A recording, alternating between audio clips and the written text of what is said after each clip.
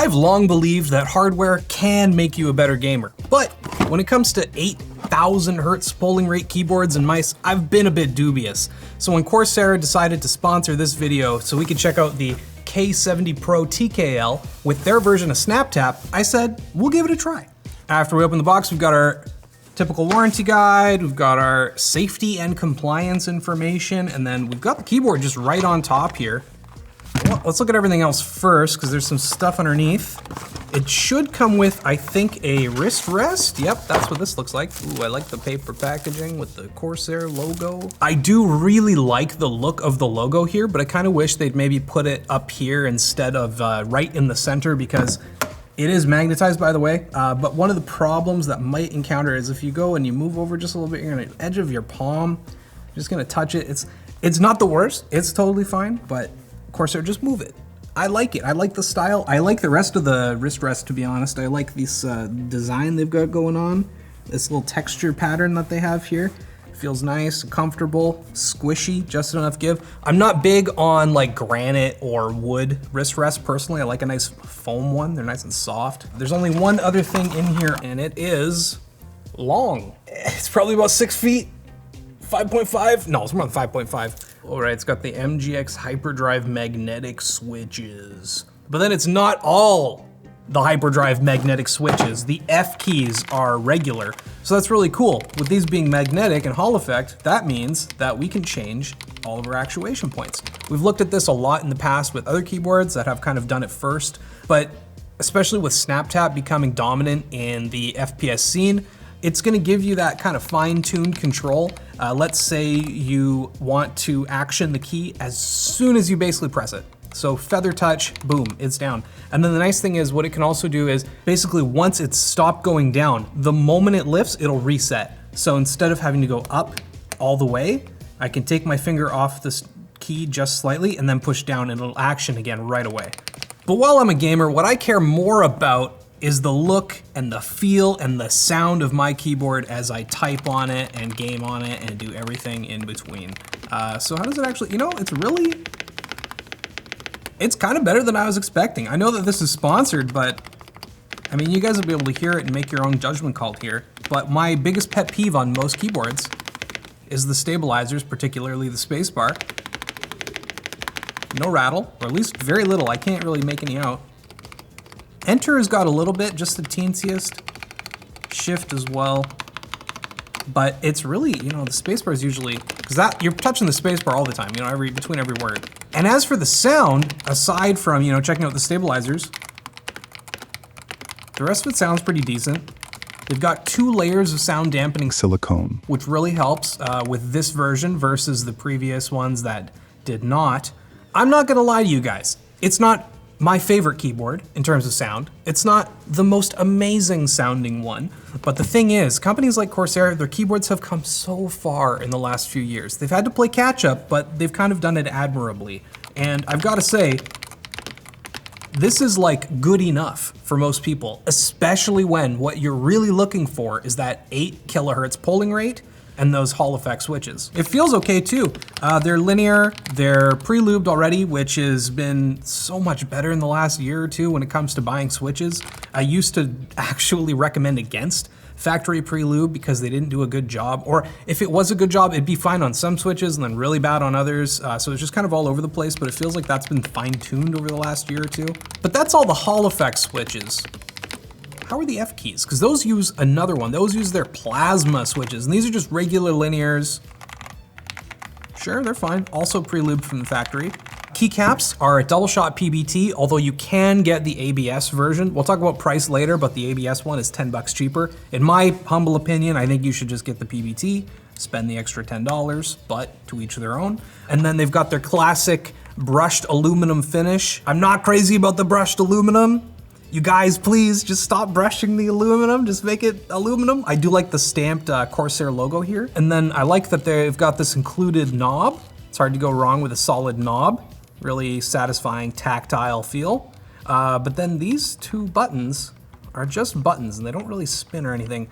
I'll have to plug it in and find out what exactly they do, but I wish they were just a tad more satisfying. I also really like the angle of the case and how the edges are nice and clean. It's just a plastic chassis on top underneath this kind of brushed aluminum top plate here. And they've got USB-C. And then on the back of the keyboard, they've got this pretty cool just Corsair logo in the middle for looks. And then, as per usual, when it comes to the big name brands and keyboards, they've got adjustable feet. Something else to note is that's incredibly satisfying. They're also what feels to be a very durable, nice rubber feel so that it's not gonna slip very much. Like I'm really pushing on this thing here. In terms of durability though, it's pretty solid. There's like really not a lot of flex at all. I'm actually surprised. I was expecting a bit more. Decently heavy, but not too heavy. I kind of wish it was wireless, but then the weight would go up with the included battery. And one of the big benefits of going with a keyboard like this is you can just go to a store and buy it. Like you can just walk into Best Buy and buy one. You don't have to sign up for a group order. You don't have to order something online. Just walk in, hand the guy your credit card or cash and walk out with your brand new keyboard. But let's try it out, properly. We'll see some RGB. We'll try typing on it when I have actual words to type instead of random gibberish. One moment, please. Okay, ladies and gentlemen, here we go. 108, 97%, that's not too bad. I've been slowed down a little bit because I'm used to typing on chiclet style keyboards right now. I've been using my laptop quite a bit. Also, I have a flat XDA low profile kind of set at home that I've been really enjoying, and I really like this. The RGB is nice, it shines through really nicely, nice and bright, nice and colorful. I love the blue. I don't know if it's just because of the white and gray and aluminum that it's kind of illuminating, but I really like the tone of the RGB, or the hue of the color. I will say Corsair iCUE, it's great. Is it kind of frustrating sometimes? Yes, but it works. It's pretty cool. You hit function, all the lights turn off except for like your F row and Windows and FN. Let's open iCUE, check out some of the Hall effect customization you can do, because they say that you can go anywhere from 0.1 to 4 millimeters of actuation. And they've actually suggested that we go anywhere from 0.4 to 3.6. You could go as low or as high as you want, I guess, but somewhere in the middle is usually about right. The other thing is you can change that in 0.1 millimeter increments. So let's open iCUE and take a, lighting effects. New features exclusively for the Corsair K70 PRO RGB TKL keyboard. Okay, click on the control dial. Rotate the control dial left and right to adjust brightness. Let's turn it all the way. Oh, that was fast. Okay, I'd like a few more steps, but I guess you actually don't really need it. Like 4 or 5 steps or whatever's here is good. That's honestly pretty sweet. Okay, what else? Press on to turn on the brightness. Press again. Oh, okay, and this just turns it on or off. That's great. The toggle turns the mode on. Switch the toggle to the right to activate horizontal scrolling. Control dial colors are unique and indicate the current mode. Yellow stands for horizontal scrolling, for example. Oh, okay. Let's see if this actually works. Let's open a page. Oh, what? Okay, that's pretty cool. Okay, so if I hit FN, F12, oh yeah, it's back to volume. So there's vertical scrolling, volume control, brightness control, horizontal scrolling, and zoom. You can turn zoom on. And then you can turn all of these on or off. So say you just want to cycle between vertical and horizontal scrolling. You don't set the volume with this. You've got like a Go XLR. Well, I mean, they're dead now, but you've got some other kind of media control system in place, and you just want vertical or horizontal scrolling. You turn those two on, FN, F12, boom. You swap between the two. That's really cool, actually. I'm gonna try the zoom mode. What?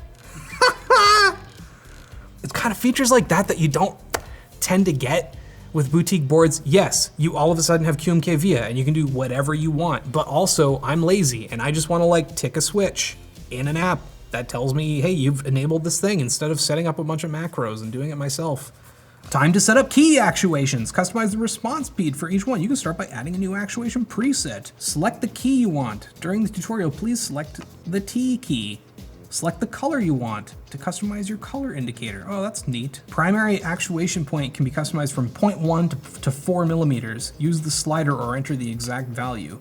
What I do love though here is that they've got a little handy visualization for you. So let's say I want to set it to 1. Now I see that it's going to apply when I'm about that far deep. And if I set it to 4, it's further down. So that's actually pretty cool. And then, oh, you can just use the slider. Okay, cool. So we've got our reset point here, and you can change that as well to whatever you want. Oh, and it visualizes it and everything. That's right, because it's got flash tap, which is Corsair's version. So we can set it to just below there. So as long as I come above that point, it should reset, which is pretty cool. And then rapid trigger. Oh yeah, separate press, release sensitivity. I'll be honest, you guys, this is the sort of thing that me as a non-customizer kind of person I don't know how much I'd sit here and tinker with. I think that I would probably unbox this keyboard, hook it up to my computer, and then use it. But for everyone who loves this sort of thing, which there's a lot of you, they let you do just about whatever you want. So it's pretty good in that regard. What I need to do though is make sure game mode is on, because for some reason game mode doesn't start on by default. Oh yeah, I can change my polling rate now. 8,000 hertz.